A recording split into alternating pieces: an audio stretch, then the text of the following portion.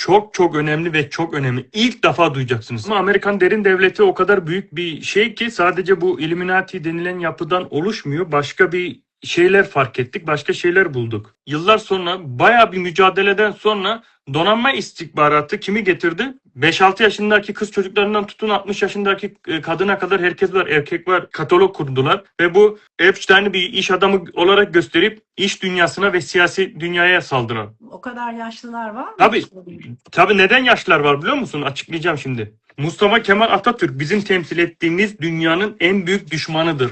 Jacob Rothschild. Jacob Rothschild'in verdiği bir reportaj. Jacob Rothschild'in verdiği bir reportaj. Adam tekrarlıyorum, adam kabul ediyor. Mustafa Kemal Atatürk bizim temsil ettiğimiz dünyanın en büyük düşmanıdır diyor. 1900 Türkiye'de 1999 depremi. Ondan sonra yaşanan depremler. 99'dan önce yaşanan Erzincan depremi. Bir sürü yüz binlerce Türkiye'deki çocuk kayboldu. Bu çocuklar nereye gitti? Hı hı. Ve bu çocukları kim götürdü? Yani bu Epstein'ın Türkiye ayağı kimdi? Açıklıyorum. Fethullah Gülen. Bu Amerikan Meclisi'nde açıklanıyor. Amerikan Meclisi'nde Türkiye'de siz uyuyorsunuz.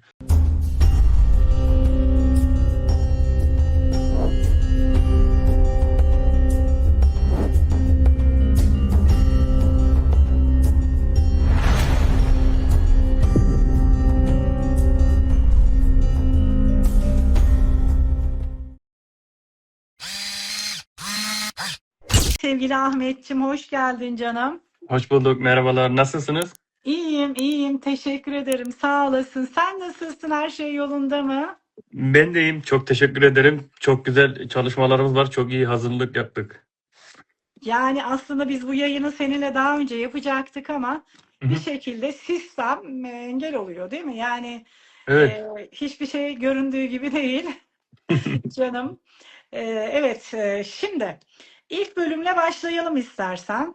Tabii ki. Ahmetciğim, eğer hazırsan şu Belgelerimiz hazır. konuna bakar mısın hale? Amerikan derin devleti. Şimdi acayip, yani bu biter mi bu yayında bilmiyorum. Amerikan derin devletini Hı hı. konuşacağız. Şu anda olup bitenleri konuşacağız. Yani kimlerden oluştuklarını konuşacağız canım. Biraz bize konuyu bir aç, yavaş yavaş Tamam. Amerikan derin devleti konusunu bir açmaya başla bakalım. Ee, Mukaddes Hanım'la birlikte daha önce yayın yapmıştık.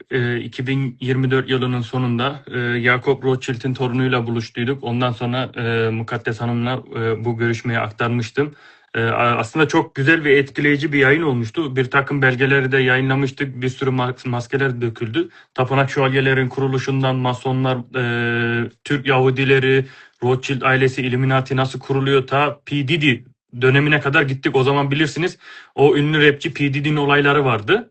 Hı hı. Evinden bebek yağları falan çıkmıştı. Şimdi de onlar da Amerikan derin devletinin bir parçasıydı ama Amerikan derin devleti o kadar büyük bir şey ki sadece bu Illuminati denilen yapıdan oluşmuyor. Başka bir şeyler fark ettik. Başka şeyler bulduk.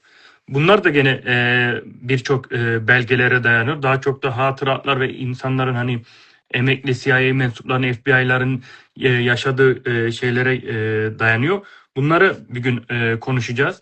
Amerika'nın ilk istihbaratından başlayıp derin devleti nasıl kuruldu, kimler hata yaptı, neden böyle bir hata oluşup bir Amerikan derin devleti kuruldu ve Amerika'nın içinde Amerikan derin devletine karşı olan yapı kim?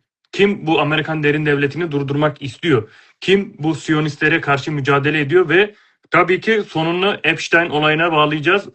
Güzel bir yorum yapacağız. Yayına başlamadan önce kabul ederseniz kendi kitabımı gösterebilir miyim? Tabii ki, tabii ki, tabii ki Ahmetciğim. Bu arada kitapla ilgili biraz detay falan vermek istersen de verebilirsin yani. Yani Ee, nasıl 2000 yazıldı? Benim kitabımı biliyorsun, emanet kitap, yazdırılan bir kitap. Ee, Estağfurullah. Onu da yani o sizin kitabınızı da bugün bir konuyla ilgili bağlayacağız. Çünkü sizin kitabınızla birlikte hani sizin kitabınızla ilgili olan belgeler bir takım benim de elime geldi. Yani Mukaddes Hanım'ın kitabı boş bir kitap değil yani. Burada yaşanan olayları açıklayacağız. Kendisinin kitaplarına da bu konuyu bağlayacağız. evet, tabii ki. Aç Ahmet, E, göster kitapları. Göster Bu kitapları. 2024 yılında Şubat ayında yayınlanmıştı. Kendi yazdığım kitap Meşrutiyetten Günümüze Türklerin Derin Teşkilatları. Bu kitapta Hı hı. aslında Milli İstihbarat'ın ilk çağını anlatıyoruz. Kurtuluş Savaşı'nda kurulan gizli teşkilatı, hatta biraz daha geriye gidiyoruz. Mustafa Kemal Atatürk subay oluyor. Okulu, askeri liseyi bitiriyor. Sonra Şam'a gidiyor. Şam'da yaşadığı bazı olaylardan sonra Vatan ve Hürriyet Cemiyeti'ni kuruyor. Gizli bir teşkilat. Burada başlıyor. Ondan sonra Vatan ve Hürriyet Cemiyeti, Teşkilat-ı Mahsusiye, Karakol Cemiyeti, Mim, Yavuz grupları falan. Burada Sayın Asaf Özkan'a çok teşekkür ederim. Kendisi yeni belgeler, bilgiler buldu. Kendisinin sayesinde abi dedi, belgelerden kaynaklanabilir miyiz? Evet dedim. Yeniden kitabı hazırladık. 2026 Eylül-Ekim ayında bu kitabın yenisi, genişletilmiş baskısı çıkacak. Bu kitabın içinde bir de ikinci bir bölüm var. Seferberlik Tetkik Kurumu ile ilgili. Hani Türkiye'nin içinde hem Türk Derin Devleti hem de Türk Derin Devleti'ne karşı bir Amerikan Derin Devleti var. Bunu ele almıştık ama biz bunu bu kitaptan çıkartacağız. Onu ayrı bir kitap olarak basacağız. O ayrı bir özel ve bununla birlikte müjdeliyorum, çok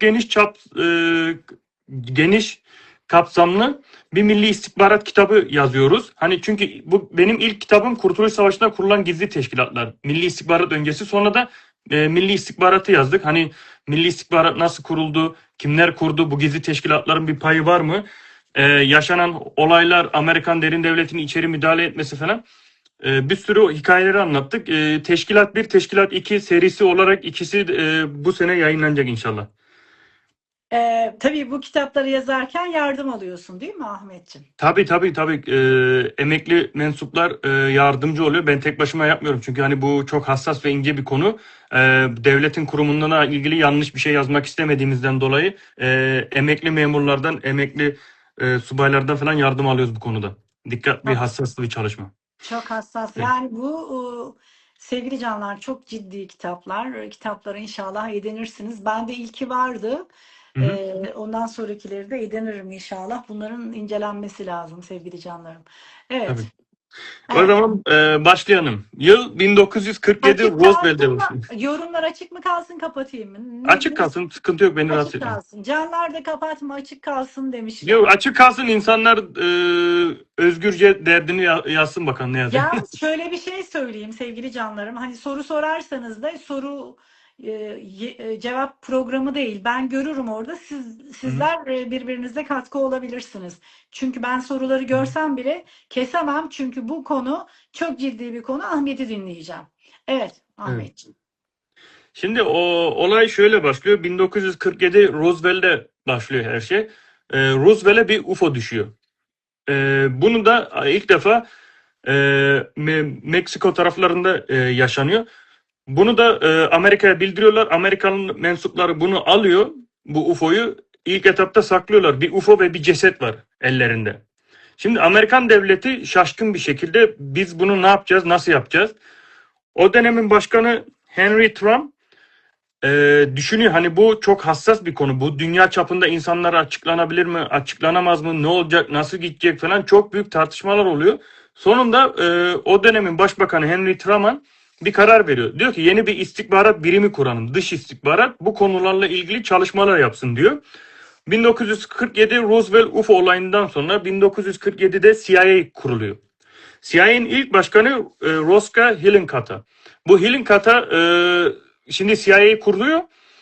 Burada o dönemin Amerikan başkanı bir hata yapıyor. Şimdi diyor ki bu çok önemli bir konu, bir hassas konu. Siz rahatça bunu araştırın diyor ve CIA'ye %100'lük dokunulmazlık tam yetki veriyorlar. Yani bu adamların öyle bir dokunulmazlığı var ki bunlara kimse hesap soramıyor. Hiç kimse bir yanlış yapamıyor. O 1947'de kuruluyor. Roscoe Hillenkotta'yı seçiyorlar. O da deniz kuvvetlerinden gelen bir general, CIA'nin başına geliyor. Ve bu CIA kurduktan sonra diyor ki ya bu CIA'yı biz kurduk şimdi ama ben böyle tek başıma yapamayacağım. CIA'nin içinde gizli bir çekirdek yapı kuruluyor. Majestic 12, Majestic 12 denilen 12 kişiden oluşan gizli bir başkanlık birimi kuruluyor. Yani CIA başkanının da üstünde hiç kimsenin bilmediği, hiç kimsenin duymadığı, hani resmi değil, gayri resmi bir birim kuruluyor. Amerika'da yıllarca tartışma oldu. CIA'ye suçladılar. CIA bunu kabul etmedi. Ama CIA ne kadar bunu kabul etmese de birileri bunun var olduğunu ve neler yaptıklarını açıklamaya çalışıyorlar. Şimdi 1947'de bu UFO olayından sonra CIA kurulduktan sonra bu CIA UFO olaylarını araştırırken kendini o kadar güçlü ve bağımsız hissetti ki artık Amerika'da her şeye müdahale edip her şeyi kontrol edebileceklerini zannediyor ki öyle de yapabiliyorlardı. Çünkü adamların büyük bir dokunulmazlığı, büyük bir özgürlüğü vardı. Kimse bunlardan hesap soramıyordu. Bir nevi artık böyle siyasetçileri, iş adamlarını da etki altına almaya çalıştılar. Bir takım böyle bir sıkıntılar oldu. O İkinci Dünya Savaşı'ndaki Amerikan generali, Amerikan Kara Kuvvetler Generali Eisenhower emekli olduktan yıllar sonra 1961'de bakın CIA'nin kurulduktan 10-15 yıl sonra 1961'de General Eisenhower çıkıp bir açıklama yaptı. Son açıklamasıydı. Ya dedi ki Amerika'nın içinde bizim bilmediğimiz, bizim görmediğimiz bir yapı oluşmaya başladı, bir güç oluşmaya başladı ve bu Amerika'yı yönetiyor. Hani artık özgür ve demokratik bir ülke değil demeye başladı Amerika. Yani büyük bir sıkıntı doğduğunu 1961'de bu general söyledi. Generalle birlikte başkaları da rahatsız olmaya başladı. Kim rahatsız olmaya başladı? Deniz kuvvetleri yani donanma dediğimiz gemilerin hani deniz kuvvetlerindeki donanma dediğimiz donanma istihbaratı vardı. Biliyorsunuz ki Amerika bir büyük bir ada ve ada olan ülkelerin en büyük askeri şeyi deniz kuvvetleridir, gemicilerdir. O yüzden CIA öncesi, FBI öncesi Amerika'da ilk kurulan istihbarat donanma istihbaratıydı. Deniz kuvvetlerinin istihbaratıydı. Yıllarca bunlar istihbaratçılık yaptı. Sonradan FBI, CIA falan kuruldu ama şimdi CIA'nin o kadar %100'lük güçlü bir yapısı olmaya başladı ki bu deniz kuvvetleri rahatsız oldu. Ya dedi ki bu adamlar istihbarat birimi olarak kurduk da bunlar devleti ele geçirdi. Artık hiç kimse özgür davranamıyor. Ve bu deniz kuvvetleri CIA'ye karşı bir şeyler yapmak istedi. Ne oldu ondan sonra? John F. Kennedy'yi getirdiler. John F. Kennedy deniz kuvvetlerinden donanma istihbarattan gelen bir insan. Bunu birçok kişi bilmiyor. Herkes siyasetçi olarak şey yapıyor. Aslında kendisi John F. Kennedy'nin bir istihbaratçıdır. Donanma istihbarattan geliyordur. Şimdi John F. Kennedy başbakanlık döneminde bu CIA'den rahatsız olduğu için hep CIA'ye karşı hamleler yapmaya başladı. Hani CIA o dönem soğuk savaş içinde bir şeyler planlıyor. Kennedy hep bunlarla inat başka bir şeyler yapıp bunların oyunu bozuyor. Mesela o Küba olayı var. Küba'ya baskın yapacaklar. Amerikalılar birileri operasyonu deşifre ediyor. Baskın olmuyor. Küba'da Amerikalılar savaşı kaybediyor. Bunu hep CIA Kennedy'ye yükledi. Kennedy de bir gün odasında bir arkadaşına diyor ki bak bu diyor bu CIA diyor Amerika'nın derin devleti olmaya başladı diyor. Devleti yönetiyorlar diyor. Hiçbir başkan diyor özgür hareket edemiyor diyor. Büyük bir sıkıntılar çökecek diyor. John F. Kennedy diyor ki ben bu CIA'yı parçalayıp yok edeceğim. Değerli Borga Sezer abimiz katıldı. Borga Sezer'e buradan selam olsun. Kendisi de bu araştırmalarda da yardımcı oluyor. Çok teşekkür ederim. Bu arada ben bir şey söylemeyi unuttum. İnsanların hakkını yememek lazım. Beni büyütüp yetiştiren Mete Aksoy'dur. Biz bu Amerikan Derin Devleti projesini Mete Aksoy'la birlikte yaptık, araştırdık. Mete Aksoy belgelerin birçoğunu buldu etti. Mete Aksoy galiba dünya çapında 5-6 kişiden biridir. Amerikan devletini detaylı bilen, Amerikan devletini yapılarını, içindeki kurumlarını falan en iyi bilen 5 isimden biri Mete Aksoy'dur. Kendilerine çok selam söylüyorum. Çok teşekkür ediyorum. Mete Aksoy bu projede yardım ettiği için. Şimdi Kennedy suikastinde kalmıştık. Kennedy bir gün odada arkadaşına diyor ki ben diyor bu CIA'den rahatsız olmaya başladım. Biz diyor bunu parçalayıp yok edeceğiz diyor. CIA'yı parçalayıp yok edeceğiz diyor. Ama CIA'de dünkü istihbarat değil. CIA bunu duyuyor ve Kennedy'yi yok etme kararı alıyorlar. Kennedy'ye suikast yaparak CIA Kennedy'yi öldürüyor. Yani yıllardır tartışılan bir konuyu sonunda bir açıklık getirebiliriz. %100'lük kesinlikle şunu söyleyebilirim ki bir teori yapmanıza gerek yok. CIA kendisi öldürdü John F. Kennedy'yi. Küresel Bunu elitlerle ilgili filan bir sürü açıklamaları var onun biliyorsun vurulmadan önce, öldürülmeden önce. Bir sürü açıklama yapıyor. Bunlar tabii. Instagram'da, Reels'lerde çok dönüyor. Yani onların gerçek yüzünü ortaya çıkaran küresel elitlerin nasıl Tabii. davrandığını. Tabii CIA Çünkü de küresel elitlere hizmet ettiği için fark etmiyor yani. onu da şimdi Al, siz al birini vur ötekine. siz doğru söylediniz. Çünkü CIA hani küresel elit bunların bağlantısı ne? Çünkü CIA Amerikan derin devletini oluşturdu ama CIA maddi yardım almak için Rockefeller, Illuminati gibi dışarıdan yapılardan, şirketlerden yardım aldı. Hani Aynı, onlarla bir aynı. ittifak kurdu. Aynı ittifak da Aynen. değil. Aslında o CIA'nin içinde de onlar var. Yani iki üç Tabii tabii. tane dürüst insan varsa 10 kişiden 7 tanesi onların adamı zaten. Fark etmiyor. Ben şimdi CIA'yı bahsediyorum ama Mukaddes Hanım'la daha önce de bir yayın yapmıştık. Illuminati, Rothschild falan herkesi deşifre etmiştik. Bunlar tabii iç içe giren yapılar olduğu için siz de haklısınız. İşte nerede kalmıştık? CIA John F. Kennedy'yi öldürdü. Şimdi John F. Kennedy donanma istihbaratına gelen, donanma istihbaratı John F. Kennedy'yi getirip CIA'yı durdurmaya çalıştı. Hani Amerika bağımsız, özgür bir ülke olsun, istediği gibi hani gelen başkanlar istediği gibi yöneten bir şeyler olması için. Bunu başaramadılar ama donanma istihbarat mücadeleyi bırakmadı. Bu sefer donanma istihbarat kimi getirdi? Başkan Dixon'ı getirdi. Dixon de John F. Kennedy gibi düşünüyordu. CIA'ye karşı siyaset yapmaya başladı. CIA'ye karşı hamleler yapmaya başladı. Bu sefer ne oldu? CIA de gitti Dixon'ı indirmek için Watergate skandalını yaptılar. Biliyorsunuz o ünlü Watergate skandalı oldu. Ses kayıtları falan yayınlandı. Bu sefer Dixon de istifa etmek zorunda kaldı. Yıllar sonra bayağı bir mücadeleden sonra donanma istihbaratı kimi getirdi? Donald Trump'ı iktidara getirdiler.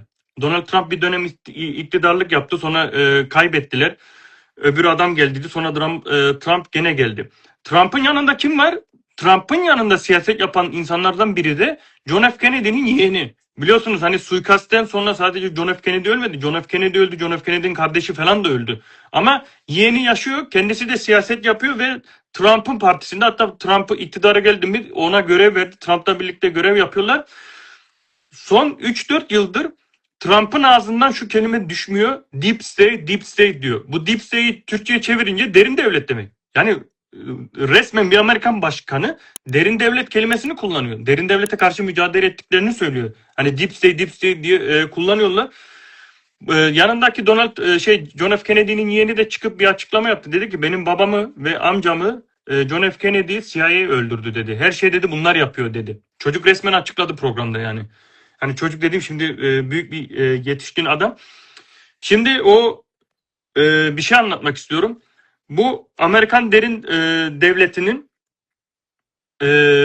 yapısı. Yani Amerikan derin devleti ilk askeri olarak kağıt üzeri CIA ve Pentagon'dan ve çoğunluk CIA'nin içinden bir Majestic 12 var. Onlar CIA'nin başında gizli 12 diye, bu 12 kişiden oluşan başkanlık kişisi var. Yani kısacası Amerikan derin devleti bu Majestic 12 ve CIA'den oluşuyor. Ve bu şimdiki şu anki savaş Trump ve John F. Kennedy'nin yeğeni bu CIA'ye karşı, bu Amerikan derin devlete karşı bir mücadele vermeye çalışıyorlar. Ne kadar başarılı olabilecekler bilmiyorum. Çünkü Kennedy suikastle öldü. Nixon Watergate skandalıyla gitti. Bir şey söyleyeceğim. Bu istihbarat birimleriyle hakkında konuşuyoruz da bu istihbarat birimlerinin bir şeyi vardır. Bal tuzağı denir. Şimdi mesela bir tane yabancı istihbaratçı bir CIA ya da bir iş adamı tuzağa düşürmek istiyor. Kendi yetiştirdiği bir kadını bunun üstüne salar. Kadın hani onunla görüşmeye başlar. Aşk yaşarlar, ilişki yaşarlar ve bunu kayda alırlar. Ondan sonra o şahsı tehdit ederler. Bak bizim sende kasetin var. Hani dediğimizi yapmazsan bunu çıkartırız diye böyle insanlar tehdit ederler. Buna istihbarat dünyasında bal tuzağı diyorlar. Şimdi o Mukaddes Hanım'ın daha yeni dediği o kelime yasak dediği o kelime yasak ama Mossad yasak değil mi? Yok onlar değil. Ha, Yani İsrail'i söylemek yasak. Bir de o şeyi söylemek yasak onu. evet. İnanamıyorum yani. İyonizm diyelim yani. Neyse onlarla fazla bir şey yapmak ise Mossad'ın da bir bal tuzağı var. Bu Mossad'ın en büyük bal tuzaklarından birisi nedir? Epstein olayı. Epstein. Epstein Mossad ajanıdır. Bu Mossad bunları yetiştirmiştir ve bunlar bal tuzağını büyütmüştür. Nasıl büyütmüştür? Büyük bir ada satın almışlardı. Buraya çocukları getirmişlerdir. Erkek, kız, hani 5-6 yaşındaki kız çocuklarından tutun 60 yaşındaki kadına kadar herkes var, erkek var.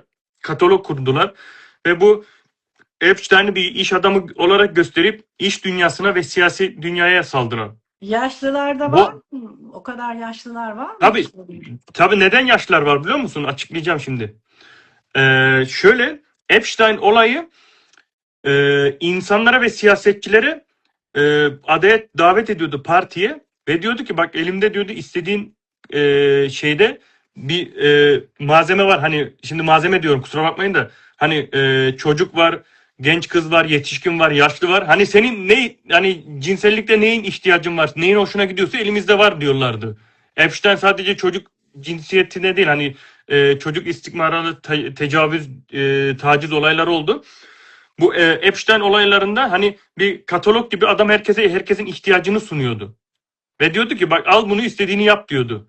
Hani sadece taciz ve tecavüz yoktu. Orada insan kesip insan yiyenler vardı. Kan içenler vardı. Bir sürü pislik döndü ve bunlar iş adamlarına ve e, siyasetçilere, sanatçılara istediği gibi özgürlük sağladı. Onlar da gidip istediği cinsellikleri orada yaşayabiliyorlardı. Ama bunlar ne yaptı bu Mossad? Bunların hepsini kayda aldı. Videoyla kayda aldı. Ve sonradan bu iş adamlarını, siyasetçileri Mossad deşifre etti. Ya böylelikle o Mossad, o bahsedemediğimiz yapı Amerikan devletinin içinde bir diaspora kurdular. Otomatikman Mossad CIA ilişkisi başladı. Yani Amerikan derin devletine e, başkaları da dahil oldu. Bu Epstein olayı da böyle bir olaydır. Bir de Yani şöyle daha bu kadar çözülmeden bile hı hı, tehdit etmeye, kontrol etmeye, devleti, siyaseti, askeriyeyi, hı hı. her yeri yönetmeye başladılar diyorsun. Tabii Daha çünkü çözülmeden başladılar yani. adamlar her yere elini atmış ve herkese hani dediğim gibi herkese istediğini sunuyordu. Hani eşcinsellik yapabilirsin, cinsel ilişki, çocuk tecavüz, çocuk tacizi, yetişkinlerle ilişkiler, insanı kesip ye, kanını iç, sen ne istiyorsan. Ve şöyle bir olay da yapıyorlarmış. Bak bunu bugün öğrendim. Sizin yayınınızdan önce. Bu Epstein mesela 5-6 tane sanatçı var. Ve bu Mossad kafasına bir siyasetçi veya sanatçı takıyor. Bu adam normal bir insan. Hani böyle pislik şeyleri yok değil mi? Normal bir insan. Hı. Bu adamı nasıl düşürebilir Mossad? Epstein de bu adama diyor ki ya diyor benim bir adam var diyor gel diyor takılak biraz diyor tatil yap kafa dinle diyor. O adam geliyor. O adam sonra o çocuk tecavüzün tacizini görüyor. Ya diyor burada ne oluyor diyor. O da diyor sakin ol kötü bir şey yok ki. Bak diyor burada 5-6 tane sanatçı siyasetçi var. Hani onları gösteriyor. Bak diyor bunlar da yapıyor. Kötü bir şey değil. İstiyorsan sen de bir dene diyorlar. Adamın kafası karışıyor ya bunlar yapıyor hani normal mi değil mi? Bir psikolojik oyun var. Psikolojisini mi bozuyorlar? Algı operasyonu yapıyorlar. O adam da sonra denemeye başlıyor. Sonra bir kere başlayınca işin ucu kaçıyor. Hayır, normal insanı ne yapıyorlar peki bunlar? Diyelim ki o olaya bulaştırdılar. Hı? Sokaktaki insanı niye Yok hayır bulaştırıyorsun? normal insan kastım hani normal insan değil. Siyasetçi hani normal düzgün siyasetçilerden bahsetmiştim. Ha, Hani böyle pislik yapmayan siyasetçi yani sanatçılar falan var. Hani oraya onları da bozmak için onları da bozmak için algı operasyonu falan yapıyorlar. Hani gösteriyorlardı. Mesela atıyorum bir tane ünlü şarkıcı geliyordu. Hani o böyle pislik, tecavüz, taciz olaylar olmayan temiz bir sanatçı. Onu kandırıyorlardı. Ya diyorlar bak sen yapmıyorsun ama bu başka sanatçılar, siyasetçiler yapıyor. Yani sen de bunlar gibi yapabilirsin. Hani istiyorsan bir dene falan zorluyorlardı yani. Orada dönen pislikleri hani bir algı operasyonu kafa tabii karıştırıyorlardı. aslında Orada. gidip gelen bir defa giden insanlarla ilgili de yani tuzağa düşürüyorlar ama belki bazıları da bir şey yapmadan dönmüş de olabilir. Ama Tabii sonuçta tabii. listenin içinde yani. Hani Tabii. oradakiler %100 bulaşmış anlamına gelmiyor. Belki Tabii. belki bir yerin başkanı, belki hani tanınmış bir insan. Hadi davet edildim. Adada bir şimdi Hı? yani senin bir tane adan olsa Mukaddes abla gel 2 gün tatil yapsam ben gelmem de. Diyelim ki geldim Ahmetciğim. Yani hani belki orada masum insanlar da vardır ama daha Tabii. sonra da korkudan deşifre edememişlerdir. Korkmuşlardır yani belki. Belki diyorum. Yani Belki. Tüm olabilir. liste tüm liste belki bu işin içinde değildir ama adam da 10 kere gidiyor, 20 kere gidiyor, 50 kere adı geçiyorsa o zaman orada Hı? onun bir yolu yok yani. Bulaşmış Yok. sonuçta bence. Bunlar Evet. böyle bakın bu Epstein'le ilgili son bir konuda anlatacağım. Bu 1900 Türkiye'de 1999 depremi. Ondan sonra yaşanan depremler. O 99'dan önce yaşanan Erzincan depremi. Bir sürü yüz binlerce Türkiye'deki çocuk kayboldu. Bu çocuklar nereye gitti? Hı hı. Ve bu çocukları kim götürdü? Yani bu Epstein'ın Türkiye ayağı kimdi? Açıklıyorum. Fethullah Gülen. Ve Fethullah Gülen'in ünlü o medya adamı var, Fettah diye. Bu Fettah denilen pislik bu tüm çocukları kaçırdı ve çocuk başı 30 bin doları Epstein'e sattılar. Bu Epstein'in Türkiye ayağı Fethullah Gülen ve Fethullah Gülen'in medyadaki bir numaralı adam Fettah. Bunlar bu pisliği yaptı. Ben korkmuyorum. Tartışmak isteyen çıksın yayına, benimle birlikte tartışabilir. Tüm belgeler, bilgiler elimizde. Fettah Bey de e, bu böylelikle deşifre olmuş oluyor. Bu adam işte 99 depreminde, hatta yıllar önce yaşanan bu Hatay depreminde, bu depremlerde veya normal günde kaybolan çocukları bunlar alıp kaçırıyormuş. Bu Fethullah Gülen terör örgütü, FETÖ denilen terör örgütü. Bunların organizesi, bunlar Epstein'e götürüp bizim duyduğumuz kadar adam başı 30 bin dolar deniliyor. Belki daha yüksek miktarlarda satılmış olabilirler. Sadece o değildir. Onun devamı vardır ama. Hı hı. Yani bu birinci konumuz, Amerikan derin devleti, bu Epstein olayları, Watergate skandalıyla ilgili bunları söylemek istedim. İsterseniz diğer konuya geçebiliriz. Diğer konuya geçelim. Ben de şeyleri Hı? konuşuyordum da söylediğinin dışında başkaları da var yani hani Tabii. söylediğin terör örgütü dışında başkaları da var bu işin içinde Ahmetciğim. Sadece o değil yani. Değil mi? Çok ağ var da şimdi ben biliyorsun, ben siz beni iyi tanırsınız. Ben hani akademisyen olduğum için, akademik çalışmalar yaptığım için elimde mevcut belgeler daiminde konuşuyorum. Tabii ki ilerleyen zamanda o şahsiyetler hakkında da bir bilgi olduğunda Mukaddes Hanım'la biz her zaman bilgilerimizi paylaşıyoruz. Kendisi yayında her zaman söyleyebilir. Sıkıntı yok. Ben çıkmadan da söyleyebilirim. Bu Roswell'i ve düşen UFO'yu konuştuk zaten. Evet ama Amerikan derin devleti tam olarak kimlerden oluşuyor? Bunu tamamladık mı? bunu tamamladık. Bu ikinci konuda bu Roswell'deki düşen UFO'dan bahsedebiliriz, bu UFO olaylarından. Ha tamam peki. Onu bitirdin zannettim ben. Tabii UFO olaylarından da bahsedelim o zaman. Tabii. Ee, Şimdi şöyle, yıllardır UFO'lar konuşuluyor. Hani UFO düştü, UFO var, uzaylı var, dünya dışı yaşam var diye. Ama bugün ilginç olan, bu son 6 ayda belli Mete Aksoy'la birlikte, tekrardan Mete Aksoy'a selam söylüyorum ve teşekkür ediyorum. Bu Mete Aksoy'la birlikte son 6 aydır veya bir yıldır yeni bir şeyler bulmaya başladık. Yeni bilgi. Aslında bu UFO dünya dışı yaşam değilmiş. Dünyanın içinde bir yaşammış. Dünyanın içinde. Dünyanın içinde birileri varmış. Şimdi bu konuya geleceğiz. Bu konuya nasıl gelebiliriz? Şöyle başlayalım. Elimizdeki kaynaklara ve belgelere göre dünya tarihinde, ben aynı dedim ki 1947 Roswell'de UFO düştü. Bu aslında ikinci UFO, CIA'nin kurulması. Aslında ilk UFO 1933 İtalya'ya düşüyor. O ünlü diktatörün olduğu Mussolini'nin döneminde buraya, İtalya'ya bir UFO düşüyor. O zaman bu UFO'yu saklıyorlar ve o dönemin İtalyan başkanı bu konuyu bir araştırmaya başlıyor. Hatta bu bir tane İtalya'da bir adam vardı ya, Mukaddes Hanım, radyoyu buldu.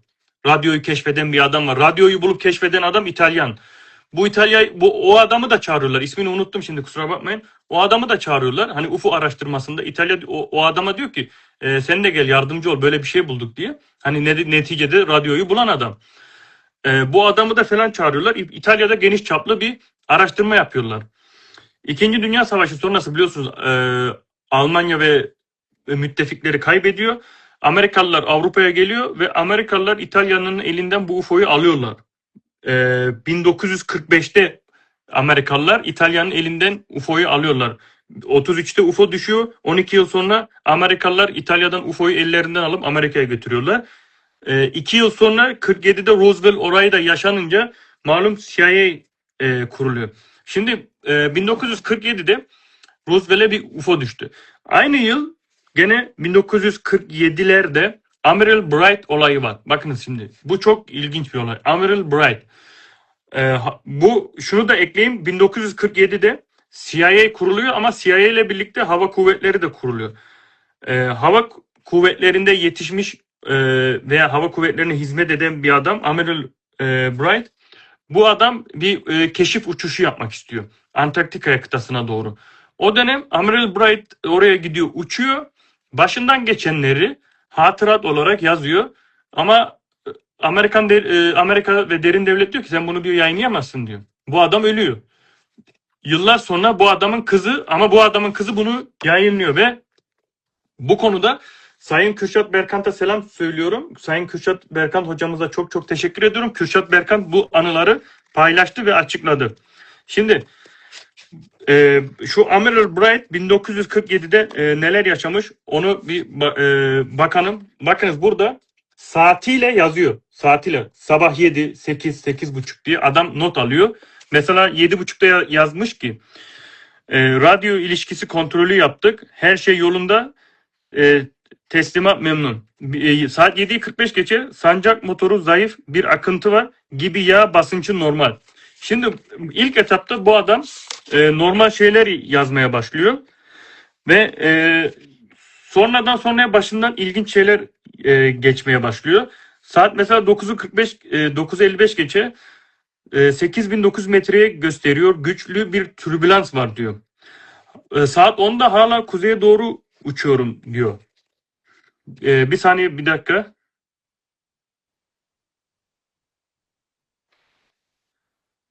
İşte burada şimdi geliyor. Bakınız. Amiral Blight şunu yazıyor. Diyor ki belirli bir şeyden sonra diyor uçak diyor kontrol dışına çıktı diyor. Hani ben diyor uçağı kontrol edemez oldum diyor.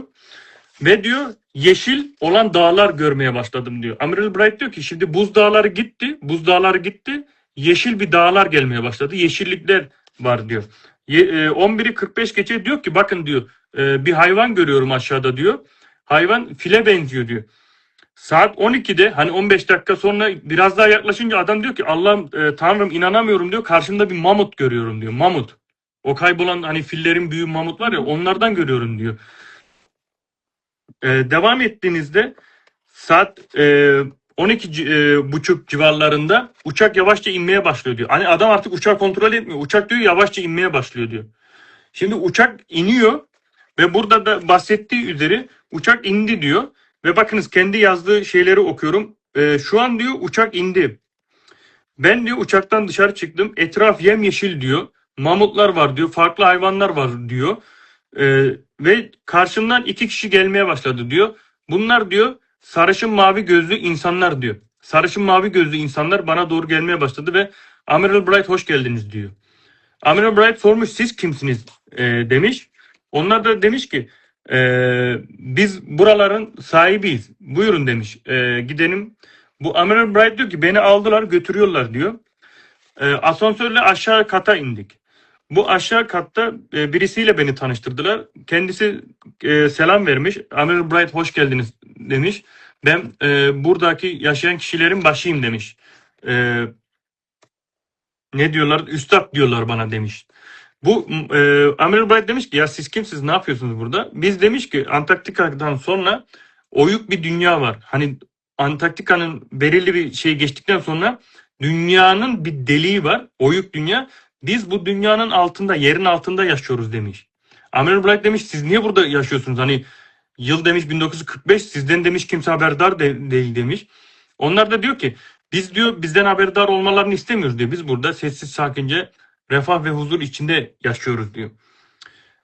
Ve biz diyor dışarı çıkmayı düşünmüyoruz diyor. Çünkü diyor siz insanlar diyor hep yobazlık ve kötülük yapıyorsunuz diyor. Hep birbirinizle savaşıyorsunuz diyor. Biz burada huzur ve refah içinde yaşıyoruz diyor. Ve diyor bizim teknolojimiz sizden daha üstün diyor.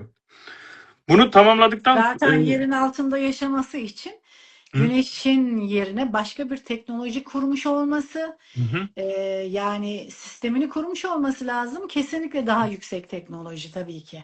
Tabii. Evet. Burada Amiral Bright o sohbet ettikten sonra hani yüksek teknolojimiz var, UFO falan. UFO'lar bunlardan geliyor. Yani bu oyuk dünyadan, yerin altından, burada yaşayan insanlardan geliyor, kaynaklanıyor. Burada bir parantez açayım. Dur seni Tabii. dinlendireyim. Hitler'de bir süreçte ya da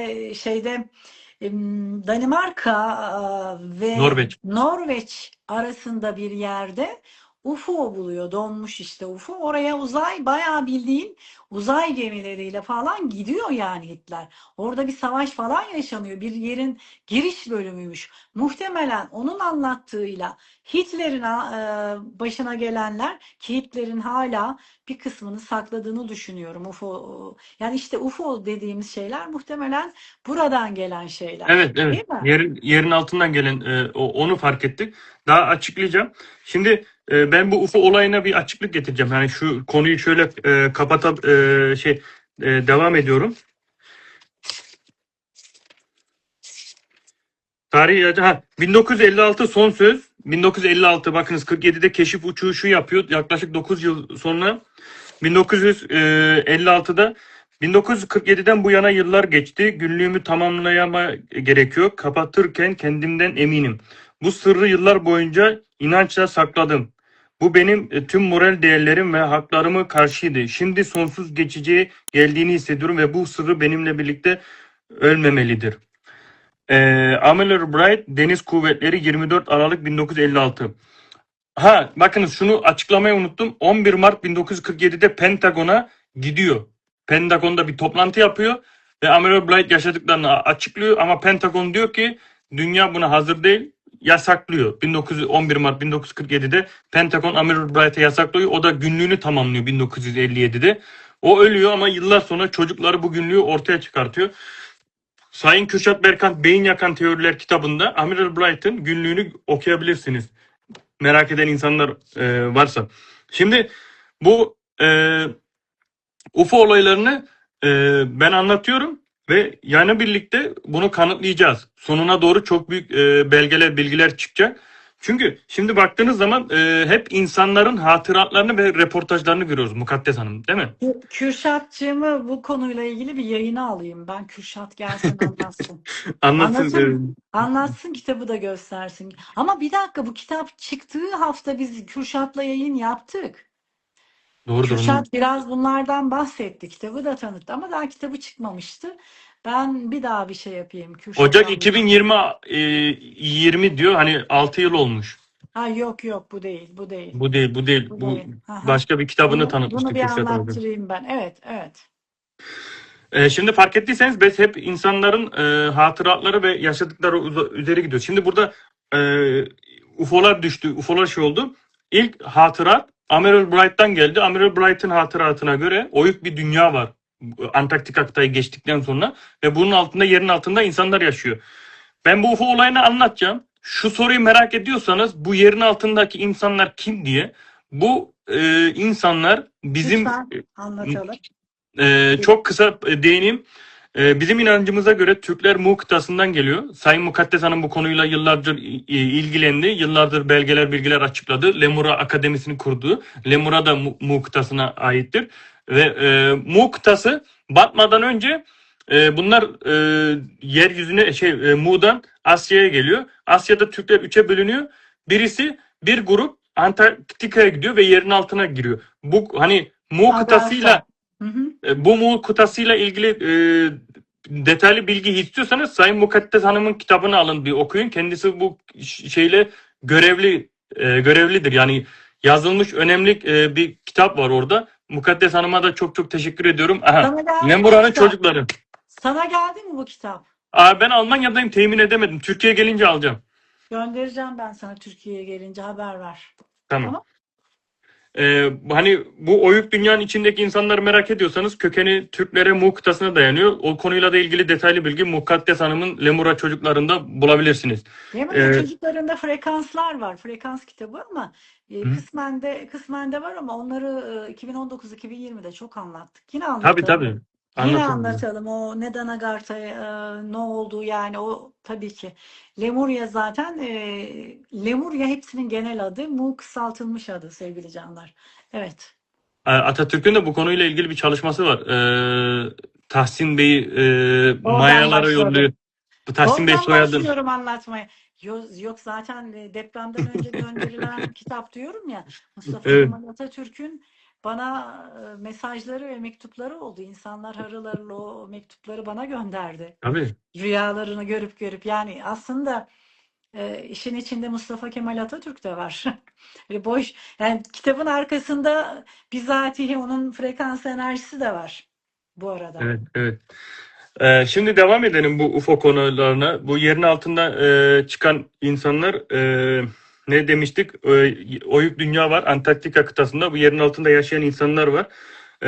UFO'lar buradan geliyor. Şimdi bu konuyu devam kanıtlayabiliriz. Nasıl kanıtlayabiliriz? 1961-62 NATO'da görev yapmış bir Amerikan subayı. Biliyorsunuz Amerika'da veya NATO ülkelerinde önemli Alman, Fransa olsun, Türkiye olsun, Amerika olsun önemli askerleri, subayları, akıllı subayları NATO seçer ve kendi bünyesine davet eder bizimle birlikte görev yap diye. Burada da 1961-62'de Amerika'dan bir askeri davet ediyor NATO. Robert Dean. Robert Dean yıllar sonra hani bu dönemlerde yıllar sonra bir açıklama yapıyor. Ve diyor ki benim diyor sorumluluk alarım diyor. O zaman diyor Soğuk Savaş dönemi başlamıştı diyor. Biz de diyor NATO'da, Avrupa'da diyor radarları kontrol ediyorduk. Bir gün diyor ben diyor baktım diyor radara birileri girmeye başladı. Bir şeyler uçuyor falan. Ben bildirdim Sovyetler uçak yolladı. Bize saldırıyor roket falan filan diye. Sonra baktık Sovyet uçağı çıkmadı. Sonradan birkaç gün boyunca devam edince bu çok bildirmiş. Sonunda dayanamamışlar. Bu NATO'nun yüksek rütbeli generalleri bu Robert Dean'i çağırmış. Evladım demiş bak sen şimdi durmadan diyorsun radara bir şeyler girdi bir şeyler etti falan da bunlar demiş Sovyetler değil demiş. Robert Dean de sormuş da Sovyetler uçaklarını yollamadıysa kim? NATO'nun yüksek generalleri demiş ki bak demiş bunlar demiş uçan daire UFO demiş. UFO demiş. Başka yerden buraya UFO keşifleri yapıyor. Biz bunların kim olduğunu bilmiyoruz daha çözemedik demiş. Bakın 1961-62 bir NATO askerinin anlattığı hikaye. Sonradan demişler ki radara giren her şeyi bildirme. Zaten şu Soğuk Savaş'ta Sovyetler bize uçakla saldırıp bir savaşı göze alamaz. Yani radarda bir şey görürsen sus demiş, bir bildiri yapma demiş. UFO'lar giriyor demiş. Onlarla baş edemiyoruz demişler. Yıllar sonra 1961-62 1980'de Bob Lazar'ın bir hatırası var. Gene önemli bir profesör. Bob Lazar Amerika'da yaşayan önemli bir akademik profesör. 1980'li yıllarda Bob Lazar'a Amerikan devleti geliyor. Ve Bob Lazar'a diyorlar ki Amerikan devleti önemli bir proje hakkında çalışıyor. Sen de gelip bu projede bize yardımcı olur musun diyorlar. Bob Lazar da diyor ki seve seve olurum. Ben diyor vatanıma milletime hizmet etmek istiyorum. 1980'de Bob Lazar e, Amerikalılar tarafından 51. bölgeye götürülüyor. NASA'nın o meşhur 51. bölge. Ve Bob Lazar başından geçen hatıratları şöyle anlatıyor. Bizi diyor 51. bölgeye götürdüler. Bir hangarın içine soktular. Burada diyor ben 5 tane UFO gördüm. Farklı boyutlarda. Büyük, küçük, orta boylarda. Bizi 5 tane grup yapmışlar. Bizi bir gruba koymuşlar ve şey demişler başka bir grupla konuşamazsınız. Herkes kendi UFO'suyla ilgilenecek. Bizim Bob Lazar sormuş görevimiz ne? Adam demiş ki NASA yetkilisi bu UFO'yu biz bulduk ama bu nasıl çalışıyor bilmiyoruz. Siz bu konuyu bir araştırın bu UFO'lar nasıl çalışıyor. Bir mühendislik çalışması yapın. Test mühendislik falan gibi bir şeyler varmış. Bunlar UFO'yu çalıştırmaya çalışmış. Hatta bir nevi Bob Lazar'ın dediği bir grup UFO'yu çalıştırmış. Hani böyle bir 10-20 metre kadar gitmeyi başarmışlar. Ama hala %100'lük çözüm alamamışlar 1980'de. Bu Bob Lazar'ın hatırası. Bob Lazar'ın başından geçen olay. Yıllar sonra Bob Lazar NASA'da o görevi bittikten sonra televizyona çıkıp açıkladı. Büyük bir tartışmaya sebep oldu. Bob Lazar'dan sonra ilginç bir isim daha var. Walter Bozzey diye. Bu Walter Bozzey bir FBI mensubu. Bunun babası da FBI mensubu. Walter Bozzey emekli olduktan sonra bir şey açıklıyor. Ne açıklıyor? Babasının bunu anlattığı bir şey açıklıyor. Şimdi FBI bir istihbarat birimi olduğu için FBI'da çalışan insanları her 3-4 ayda bir alıp götürüyorlarmış, hipnoz yapıyorlarmış ve beynindeki devlet sırlarını siliyorlarmış. Walter Bosley diyor ki benim babam emekli oldu, hala gelip götürüp siliyorlardı. Her 3 aya bir, emekli olmasına rağmen.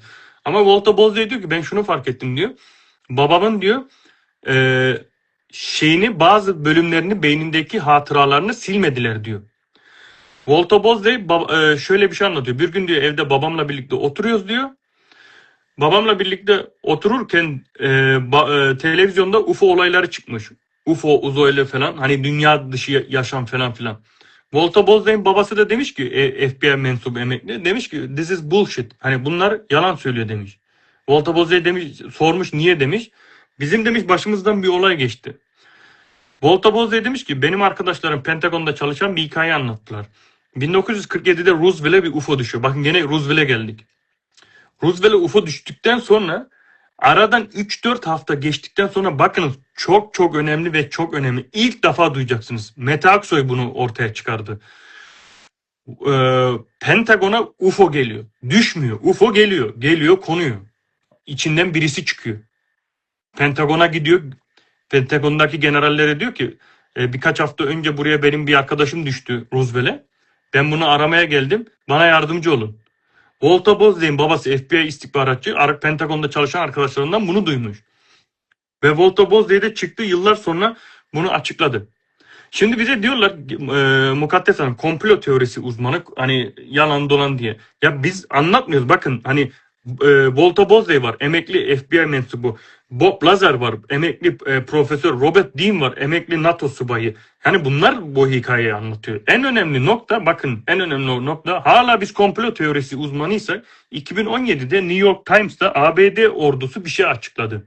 2017'de New York Times'ta ABD ordusu dedi ki kardeşim dedi dünyada UFO var dedi. Biz bunu kabul ediyoruz ve size Amerikan ordusunun radar kayıtlarını açıklıyoruz diye o dönemin New York Times'ta Amerikan askeriyenin radarları yayınlandı ve radarlarda UFO'ları görmeye başladı. Yani Türkiye'deki insanlar, bizi komplo teorisiyle suçlayan insanlar, siz hala ayakta uyuyorsunuz ama yıllar önce, 9 yıl önce 2017'de New York Times'ta açıklama yaptı ve ABD ordusu UFO'yu kabul etti. UFO var dedi ve UFO'nun radar kayıtlarını açıkladılar. Bununla birlikte kalmayan Mukaddes Hanım, Amerika'da hiç kimsenin haberi yok. Bak hiç kimsenin haberi yok. Ama Türkiye'de saçma sapan konuları tartışıyorsunuz kardeşim. Amerika'da 3 yıl önce mecliste bir mahkeme kuruluyor. Senatörler bu mahkemeyi yönetiyor. Senatörler, bak Amerikan meclisi diyorum kardeşim. Amerikan meclisi sizin aklınız alıyor mu? Bir devletin meclisinde yaşanıyor bu olaylar. Mahkeme kuruluyor ve senatörler buraya CIA mensuplarını, FBI mensuplarını, deniz subaylarını, askeriyeyi, NASA'nın tüm yetkililerini çağırıyorlar kardeşim. Tamam mı? Buraya tüm yetkililer geliyor ve adamlar yemin ediyor gerçeği açıklamak için. Burada ne oluyor biliyor musunuz Mukaddes Hanım? Senatörün biri NASA yetkililerini çağırıyor. 2 tane NASA yetkilisini. Ve burada adamlara soruyor. Ya diyorlar yıllardır tartışıyorlar, diyorlar bu UFO konusuna bir açıklık getirin diyorlar. Adam da diyorlar buyurun ne merak ediyorsunuz? UFO var mı diyor. Evet var diyor. Bunlar diyor uzaylı mı diyor. Hayır diyor uzaylı değil. Non-human. Non-human diyorlar buna. Burada şeyleri vardı bir saniye. Uzaylıların o kadar teknolojileri gelişmiş ki UFO'nun çok ötesindeler. Yani Hani bunlara UFO çok basit bir şey yani tabii uzaylılar için. e, Solucan deliklerini kullanıyor adamlar. UFO'ya ihtiyacı yok. UFO'yu kullanıyorlarsa bile şey gibi. Kruz gemisiyle tam böyle sahile yaklaşamıyorsun da hı, küçük şeylere, filikalara bindiriyorlar ya insanları. hı, Yani belki büyük uzay gemilerinin içinden kalkan UFO'lardan bahsedilebilir yani. Ama UFO'lar çok basit teknoloji. Ben 2000 yılında gittim NASA'ya. hı, hı, Kennedy Space Center. hı. Oraya giden ziyaretçilere bile bir bölümünü açmışlar. Sanal bir şekilde UFO ile gezdiriyorlar. Ben 2000 yılında UFO'ların dünya gezegenine ait olduklarını zaten düşünmüştüm biliyor musun? UFO'ya biniyorsun, geziyorsun yani. Ya, Çok şey değil yani. Çok ya bakın, teknoloji e, ötesi bir şey değil. teknoloji ötesi bir şey değil ama insanlar hala bizi suçluyor. Komplo teorisiyle uzmanları, manyaklar kafayı yemişler diye, ama biz burada gerçekleri anlatıyoruz. Amerikan Meclisi'nde devam etmek istiyorum. Burada hani Senator NASA yetkilisine soruyor. Bunlar uzaylı mı, dünya dışı yaratık mı? Hayır diyorlar. Bunlar uzaylı veya dünya dışı yaratık değil. Bunlar non-human. İnsan üstü varlık, yani akıllı insan üstü varlıklar diyorlar. Non-human diyorlar. Yani demek istiyorlar ki bunlar da aslında bir insan. Yapay, Sadece bunların zekası bizden yapay üstün. zeka. Ve Evet. bu, bakın, bu Amerikan Meclisi'nde açıklanıyor. Amerikan Meclisi'nde Türkiye'de siz uyuyorsunuz. Şunu çaldı, şunu yaktı, şunu yıktı diye de kardeşim 2-3 yıl önce Amerikan Meclisi'nde mahkeme var. Bundan haberiniz var mı? Ve burada şöyle ilginç bir olay var. E, bu NASA yetkililerine bir şey soruyorlar senatörler. Adam diyor ki ben bunu cevaplayamam, özel odaya gidelim. Şimdi burada özel odaya gidiyor. Kayıtlarda tabii ki gözükmüyor. Çünkü özel odada görüşülenler özel odada kalıyor. Ama o NASA yetkilileri senatoya bir şey anlattı ve senatör bu konuyu kapattı. Şimdi burada senatoya ne anlattı? Mahkemede birkaç hafta sonra Tim Burch, Kentucky milletvekili Tim Burch çıktı, bir tane YouTube kanalında bir reportaj verdi. Kentucky milletvekili Tim Burch şöyle bir hikaye anlatıyor. O özel odaya gittik diyor. Özel odada dediler ki diyor bizim elimizde 7 tane UFO var. Bu konuyla ilgili araştırma yapıyoruz. 7 UFO ve 4 ceset. 7 UFO 4 ceset var diyorlar. Senatör sormuş ya bu insanlar kim demişler. NASA yetkilileri de demiş ki biz bilmiyoruz demişler. Hani hala açıklıyoruz. Adam demiş ki biz NASA'yı ilk kurduğumuzda yerin altını, yani denizin içini araştırmak için kuruluyor. NASA ilk kurulduğunda uzay birimi veya dünya dışı varlıklar için kurulmadı. NASA ilk kurulduğunda deniz keşifi için, denizin altını araştırmak için. Bakın Tim Purchett, Kentucky milletvekili, o da o odada. Hani senatörlerle birlikte tutanak tutan bir milletvekili götürüyorlar yanında. O NASA'nın dediklerini dinliyor. Adam YouTube reportajında Tim Purchett diyor ki e, NASA yetkililerinin anlattıklarını anlatıyor. İşte bunlar diyor elimizde diyor 7 UFO 4 tane ceset var diyorlar. Ve Senator'a diyorlar ki hani biz ilk deniz keşifi yapmak için kurulduk ama 1955-58'de biz bıraktık denizi araştırmayı. Senator sormuş niye bıraktınız? Bakınız burası çok çok önemli, çok önemli. NASA yetkilisi Senator'a demiş ki biz demiş yerin altında keşif yaparken bizim altımızda, bakın iyi dinleyin, Amerikan futbol sahası büyüklüğünde bir gemi 300 km hızla altımızdan geçti. Biz bunu gördük mü şoka girip korktuk demiş. Bakın tekrarlıyorum. Denizin altında Amerikan futbol sahası büyüklüğünde 300 beygir hızla geçen bir gemi görüyorlar. Ve bundan sonra NASA korkup geriye çekiliyor ve denizi araştırmayı bırakıyorlar çünkü denizin altında ne var bilmiyorlar. Ve diyorlar ki denizin altında olan kişiler aynı UFO ile uçan aynı kişiler. Bizim tahminimiz bunlar Antarktika kıtasından oyup dünyadan geliyorlar. Yani dediğim gibi hani yıllardır bizi suçladınız, komplo teorisi dediniz, bilmem bir şey dediniz ama buyurun bugün hatıratlarla, belgelerle size tüm UFO meselesinin gerçekliklerini açıkladık. Vay canına.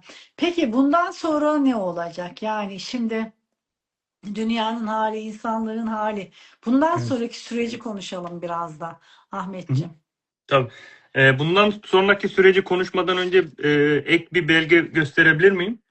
Tabii ki. Belki, belki bu konuyla ilgisi var mı bilmiyorum ama beni rahatsız eden bazı hususlar var. O da şudur ki yıllardır Mustafa Kemal Atatürk'e mason dediler. İngiliz ajanı dediler.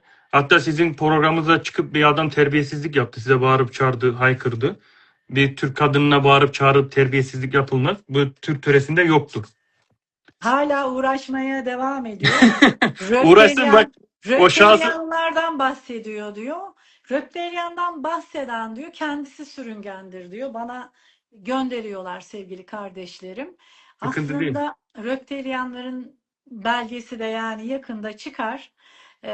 Allah sanki sadece insanı yarattı, başka varlık yaratamadı. Anunnakileri, cinleri, sürüngenleri yaratmadı. Hı Sanki hı. kutsal kitabımızda hiç sürüngenden bahsetmiyor. Sanki cennetten kovuluşta hiç sürüngen yokmuş gibi. Hı hı. Bana takmış adam. Psikolojisi bozuk. Barışmak O için psikolojik bozuk olan kişiye buradan selam söylüyorum. bozuk, psikolojisi bozuk. Mustafa Allah bir gün hakkımızı korur bizim de inşallah. korur, her zaman korur. Bak ben senin hakkını korumak için buraya belge getirdim. Konumuzla ilgilisi olmasa bile sadece senin hakkını korumak için ben senin için seni sevdiğimden dolayı buraya belgeyle geldim.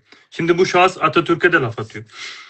Zaten son programda Atatürk'le ilgili şeyde kapıştık orada. Orada patladı artık. Onda belge Bütün, var ya. Al bütün oğlum. diyor Al. bilmem kaçıncı sayfasında diyor küreselci konuşuyor diyor. O diyor küresel. Yani siz Dur. Atatürk'e küreselci mi demek istiyorsunuz demek istediğimde koptu orada. Çünkü kendisi de bilgiye sahip değil. Değil. Başkalarına Cahil olduğu için. yazdırdığı kitaplar muhtemelen Bak ortaya çıkacak diye yani. o cahil ortaya bir taş atıyor ama belgeyle kanıtlayamıyor. O salak kanıtlayamıyor ama ben kanıtlıyorum. Bak 1920 Türkiye Gazetesi Hakimiye Milliye 20 Temmuz 1920 Mustafa Kemal Atatürk'ün kendi verdiği röportaj. Oğlum Mustafa Kemal Atatürk'ün verdiği kendi röportaj. Ve bunu iyi dinle şimdi. Mustafa Kemal Atatürk en büyük düşman düşmanların düşmanı ne falan ne de filan millettir. Bilakis bu adeta alemi şumuli bir Yahudi saltanatı halinde bütün dünyaya hakim olan kapitalist afeti ve onun çocuğu olan emperyalisttir. Artık bütün dünyanın anlamış olduğu bu hakikata biz de idrak ediliyor. Bugünlerde başımıza musallat edilen Yunan düşman aleminin parçasından başka bir şey değildir. Daha doğrusu kapitalizm saltanatının mazlum milletlerine karşı gönderilebilecek son kuvvet, son ordu, nitekim bundan evvel üzerimize ordular saldırılmış olan düşmanların yine böyle kapitalist saltanatların ordularıdır, başka bir şey değildir. Moskova orduları, İtalyan orduları, Bulgar ve Yunan orduları, hulasa özetle bütün düşmanlarımızın kamile kapitalizm tarafından ayaklandırılmış, tarihi eski devirlerinden dünyaya bir takım zalim hükümdarların ispatlarının altındadır. Bu belge bitmedi. Mustafa Kemal Atatürk görüyorsunuz kendi ağzından Yahudileri ve emperyalistlere laf atıyor. Zalim ordu diyor. Bu bitmedi. Mustafa Kemal Atatürk bizim temsil ettiğimiz dünyanın en büyük düşmanıdır. Jacob Rothschild. Jacob Rothschild'in verdiği bir röportaj. Jacob Rothschild'in verdiği bir röportaj. Adam tekrarlıyorum, adam kabul ediyor. Mustafa Kemal Atatürk bizim temsil ettiğimiz dünyanın en büyük düşmanıdır diyor. Lan oğlum bu adam nasıl o zaman emperyalistlerin uşağı oluyor? Nasıl bu adam mason İngiliz ajanı oluyor? Bakın şimdi daha bitmedi. Daha bitmedi. La Libre Parole Fransız gazetesi. Bakın Fransız gazetesi. Hadi geçtim Osmanlı Türklerin gazetesini boş ver. Fransa 29 Nisan 1937 baskısı Atatürk ile Mason locaları ile ilgili. Bakınız tekrarlıyorum 29 Nisan 1947 baskı La Libre Parole Fransız gazetesi. Bunlar Mustafa Kemal Atatürk hakkında ne yazmış? Dinle oğlum. Herkes bilir ki Mustafa Kemal Türkiye'nin büyük lideri ve kurtarıcısıdır. Ekim 1935'te ülkesindeki tüm Mason localarını kapattırmıştır. Atatürk gizli toplulukların, Yahudilerin asıl temsilcilerini, Masonlar ve komünistleri Türkiye'nin geleceği için büyük bir tehlike görüyordu. Fransa ne zaman gözlerini açacak ve gizli toplulukları sadece Yahudiliğin temsilcileri olduğunu görecek. Yahudi işte tek düşman, çünkü Yahudi ortadan kalktığında Masonlu ve komünizm kendiliğinden vatandaşlarımızın sağduyusundan önüne düşeceklerdir. Bak ben daha ne diyeyim? Hani daha ne diyeyim anlıyor musunuz? Şimdi salak herifler siz diyorsunuz ki Atatürk Mason, Atatürk Illuminati, Atatürk İngiliz ajanı. Oğlum burada Jacob Rothschild çıkıp diyor ki Atatürk bizim düşmanımız, Illuminati diyor. Atatürk kendi ağzından Yunanları emperyalistleri ve Yahudileri düşman oluyor. Fransızlar diyor ki Atatürk Türkiye'nin büyük lideri, Mason localarını kapatmıştır. Yahudilere falan düşman etmiştir. Son olarak Mustafa Kemal Atatürk'ün verdiği bir röportaj. En büyük düşman adeta alemi şul bir Yahudi saltanatıdır. Halinde bütün dünyayı hakim olan kapitalist afetin ve onun çocuğu olan emperyalisttir. Bakın biz Çıktık Mukaddes Hanım'ın programında, ben dedim ki ben Yakup Rothschild'in torunuyla görüştüm ve onun aktardıklarını anlattım. O adam da kabul etti. Mustafa Kemal Atatürk bizim en büyük düşmanımızdı. Mustafa Kemal Atatürk bizi karşı savaşı kazandığı için biz Türkiye'yi bu zor duruma sokmaya çalışıyoruz dedi. Hala inanmadınız. Hala inanmadınız. Mete Aksoy YouTube kanalında Mustafa Kemal Atatürk'ün Mason olmadığını kanıtladı belgelerle. Mustafa Kemal Atatürk hakkında birkaç kişi kitap yazmış. Kitapların sahte olduğunu ve içinde kaynak belge olmadığını bizzat gösterdi Mete Aksoy. Yaz yetmiyorsa ben size 5-6 tane belge getirdim. Böyle biz daha ne yapak yani? Hala aklınız almıyor mu? Bir tane festinin peşinden koşuyorsunuz.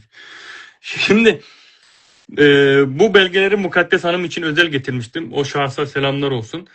Konumuzla ilgili devam edersek bundan sonra neler yaşanacak diye. Son olarak şunu söylemek istiyorum Mukaddes Hanım. Bana da sürpriz oldu belgelerin. Çok teşekkür ederim. Zaten yani herkes gülüyor. Yani yapılacak bir şey yok. Bir de 5 yaşındaki şımarık çocuk gibi her gün Instagram'ında, hikayelerinde gerçekten gülüyorum. Benimle uğraşmaya devam ediyor. Yapmadığı kalmadı, şikayet etmediği yer kalmadı. Savcılık uğraşıyoruz. Şikayetleriyle uğraşıyoruz. Yani artık Allah, yani hasbinallah ve ni'mel vekil. Rabbim bir yerden önüne onun bir şekilde başka birine sataşır. Yani Allah yarattı demezler. Ben sesimi çıkarmıyorum çünkü bana telefon edip o yayından sonra şunu söyledi, biliyor musun Ahmet? Şimdi Ne söylüyorum dedi? bir defa. Dedi ki, Mukaddes Hanım, savaşacak mıyız, tamam mı, devam mı? Ben de dedim ki sen nasıl dilersen. Eğer istersen 5 dakika yayın açarım. Bütün maskeni düşürürüm. Ses kayıtlarını veririm. İnsanlar duyar küfürlerini, hakaretlerini, tehditlerini. Bir tane bile kadın takipçin kalamaz. Senin oradaki takipçilerinin %90'ı benim takipçim. Eğer bana gönderdiği tehdit mesajlarını dinleseler bir kişi kalmaz orada.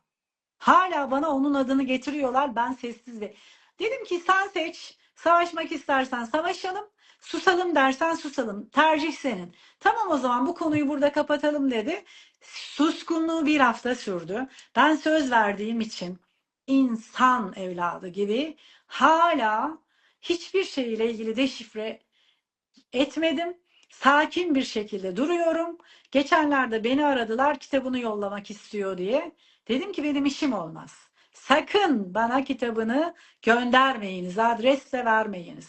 Yani aslında gül uzatıyor da gülünü çeviriyoruz onun biz. Kabul etmeyiz artık. Biz adam gibi yerimizde dururuz. Yoluna bak kardeşim deriz. Bakmazsa da ilahi sistem yoluna bakar. Benim Allah'ım var. Ben konuşmam. Sessizce beklerim. Hı. Ben yani efendiliğime versin. Sen konuşmadın, ben konuştum. Söz verdiğim için konuşmadım. Bana da kim olduğunu da sormayın. Artık akletmez misiniz diyeyim, akledin diyeyim. Budur. Evet. Ama gün gelirse bir Instagram'a koyarsam bir dakika, o bir dakikada dinleyen 500-600 bin insan, bilmiyorum takip ederler mi, sesinden tanırlar zaten. Peki. Yani onun derdi takipçi zannediyorum. Onun derdi masum insanlara saldırmak. Belki de bir psikolojik bozukluğu yaşıyordur Mukaddes Hanım. Ben de psikolojik Biz olarak normal olmadığını, sizinle ikimiz çok büyük şeyler başarıyoruz. Biz yolumuza devam elindeki edelim. diplomaların gerçek olmadığını düşünüyorum. Parayla alınan diplomalar olduğunu düşünüyorum. Yani birçok şey, konuşacak çok şey var. Evet. Umarım ona da gönderirler bunu. Umarım daha fazla sataşmaz. Daha fazla edebiyle dur. Edebinle dur kardeşim. Git yoluna. Benden sana yani bana mesaj da yollama. Seni yayına almayacağım. Senin benimle yayın. Gelsin benimle yayın yapsın diyor. Ertesi gün aradı. Tamam diyor, bana gel diyor, ben de yayın yap. Ya sen delirdin mi? 2 saat bana bağırdın, çağırdın, hakaret ettin. Yani konuşturmadı. Neden konuşturmuyor? Aman konuşursam sahtekarlığı ve maskesi düşecek. Bir konuşursam maskesi düşecek. İzin vermedi konuşmama. Bir cümle konuşmama izin vermedi. İşte anlayan anladı. Anlamayan da artık anlamasın. Kimle yoluna devam edeceğine karar versin. Evet. Evet.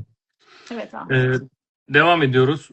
Son olarak Bundan Mukaddes sonra Hanım. ne olacak dedim. Evet, Mukaddes Hanım bundan sonra ne olacak dediler. Şimdi sevgili arkadaşlar, Amerikan derin devletini açıkladık, UFO olaylarını açıkladık. Artık hani elimizdeki hatıratlarla, görüşmelerle anladınız ki siz UFO'lar dünyanın içinden, oyuk dünyadan geldiğini anladınız. Peki bundan sonra ne olacak? Yani New York Times'ta yaşanan olaylardan sonra, Amerika'daki meclisteki yaşanan olaylardan sonra bizim tahminimiz 2027 Ocak ayında bir takım şeyler açıklanacağını düşünüyoruz. Tabii bunlar nasıl bir şeyler olacağını biz tam olarak bilmiyoruz %100'lük ama elimizde şöyle bir kaynak var. Şimdi biz şunu fark ettik. Bu oyuk dünyadaki insanlar biraz sessiz, sakin ve geriye çekilmiş. Bizden uzak duruyorlar.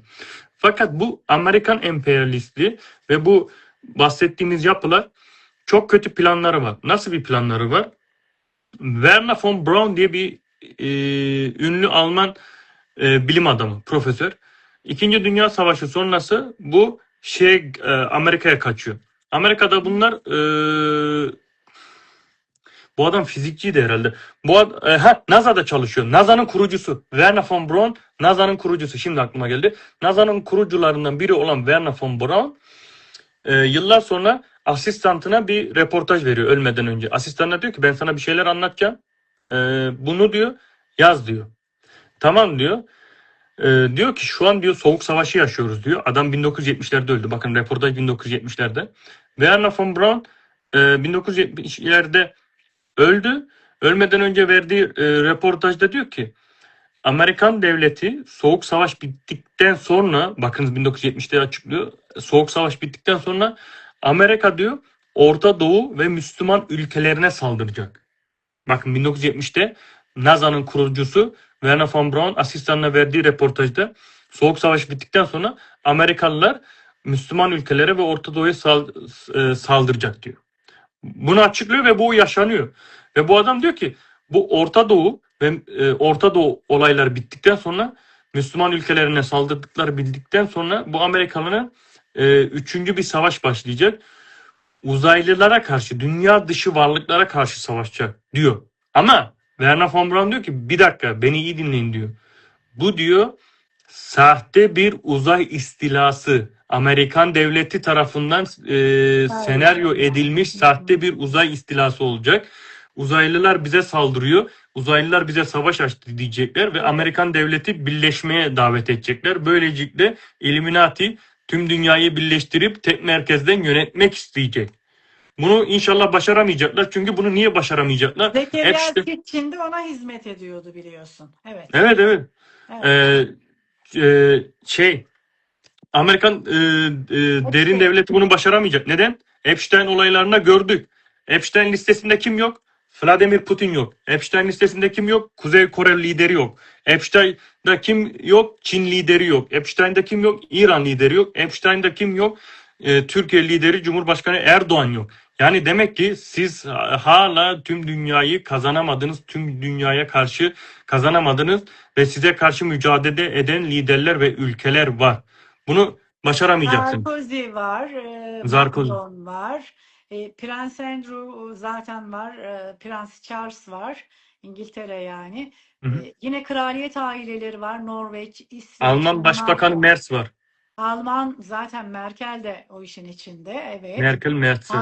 Aynen o da onun içinde. Birçok evet. Muhtemelen İtalyanlar. İspanya ile ilgili bir fikrim yok. Evet birçok yer yok. Evet aynen süper gidiyor. Süper. Yani demek istediğim sahte bir uzay istilası senaryosu yaşanacak ilerleyen zamanda. Bu ne zaman olur tam olarak bilmiyoruz. Fakat bu UFO ve uzaylılar meselesiyle 2027 Ocak ve Ocak'tan sonra bir şeyler açıklanacağını düşünüyoruz. %100'lük açıklanacak mı bilmiyoruz. Son olarak bir şey söylemek istiyorum. Şimdi biz Mete Aksoy'la birlikte araştırmalara devam ediyoruz ya Mukaddes Hanım. Mete Aksoy'un yardımıyla biz bu araştırmaları başardık. Mete Aksoy'la birlikte biz son bir şey bulduk. Daha yeni keşfettik birkaç hafta önce. Elimize bir UFO görüntüsü düştü. UFO belgesi. Ve UFO'nun bak iyi dinleyin. Dünyada ezoterik olan birçok gizli cemiyetler ve gizli gruplar var. Illuminati, masonlar, tapınak şövalyeleri, şunlar bunlar, Malta şövalyeleri var, Odyssey var, Sio de Prion var, bir sürü var. Ama bir tane UFO bulduk. UFO'nun üstünde bir işaret var. bir tane gizli cemiyetin, ezoterik bir gizli cemiyetin işareti olduğunu fark ettik. Hangi cemiyet olduğunu söylemeyeceğim çünkü daha yeni bulduk.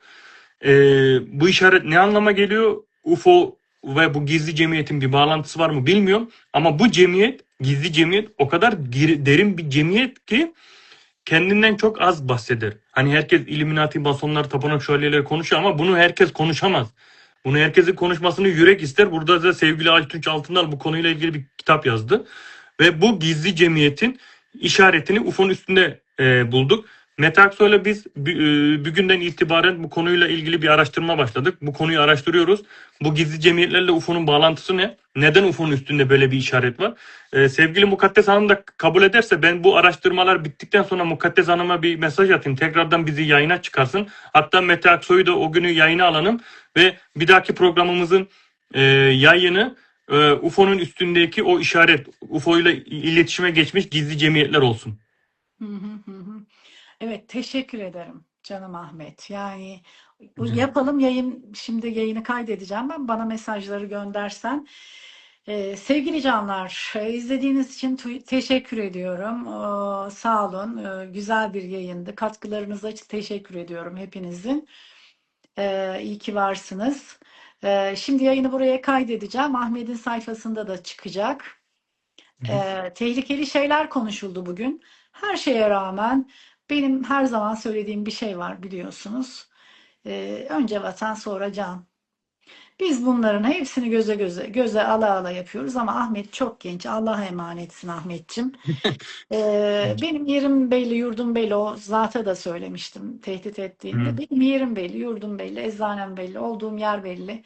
Geldin ziyaret ettin dedim. Yani gelebilirsin. Tehdit ettiğinde de yerim belli buyur. Oraya geleceğim diye küfrediyordu. Yerimiz belli yani. Bunların belgeleri var elimizde. Yani şey değil, öyle tehditle bizler yolumuzdan vazgeçecek insanlar değiliz. Yani vatan sağ olsun. Vatan sağ olsun. Yani başka bir şey söylemiyorum. İyi ki varsın. Çok teşekkür ediyorum. Ben Allah'a çok teşekkür emanetsin. Yorumları kapattım. Şeyi kaydedeyim mi? Videoyu kaydedeyim, ekleyeyim mi seni de? Olur. Benden yana sıkıntı yok. Ekleyebilirsiniz. Çok teşekkür ediyorum beni davet ettiğiniz için. Her Yarın zaman YouTube çok kanalına koyarız biliyorsun bunu. Hı hı. YouTube kanalında olacak. Oradan da izleyin sevgili canlar. Yine konuşacağız. Bu böyle bitmesin. Diğer konulara da geçelim. Oldu mu? Devam edeceğiz mi? UFO'nun üstündeki işaretle devam edeceğiz mi bir dahaki yayına? Edeceğiz tabii ki. Tamam. Sevgili Yayın biter bitmez şimdi gönder, tarih tespit edelim. Semboller aslında benim işimdir biliyorsun. Belki o Evet. anlamda sana katkı olurum. Semboller benim işim. Çok uzun yıllarımı verdim sembolleri, mitolojileri, dinler tarihini araştırırken. O yüzden hani onların hepsine hakim ol. Özellikle yani benim işim. Tabii. Ee, Yayın bitsin ben size ismi vereceğim kime ait Mitoloji, olduğunu. ikonografi, semboller, dinler, yani bütün bunların hepsi benim 40 yılımı verdiğim şeyler, hikayeler sevgili canlarım. O yüzden hani rahatlığım en başından beri edeple, sakinle, ben bilmem zikriyle burada duruyoruz ama öyle durduğumuza bakmayın. Allah'ın izniyle yetiştirildiğimizi de ilk defa bugün buradan söyleyeyim size. Hayırlı akşamlar diliyorum. Çok teşekkürler. Ahmetciğim Gerçekten. çok teşekkür ederim. Ben Sağ ol. teşekkür ederim. Çok Sağ ol. teşekkür ederim. Görüşmek üzere. İyi Gönder. akşamlar.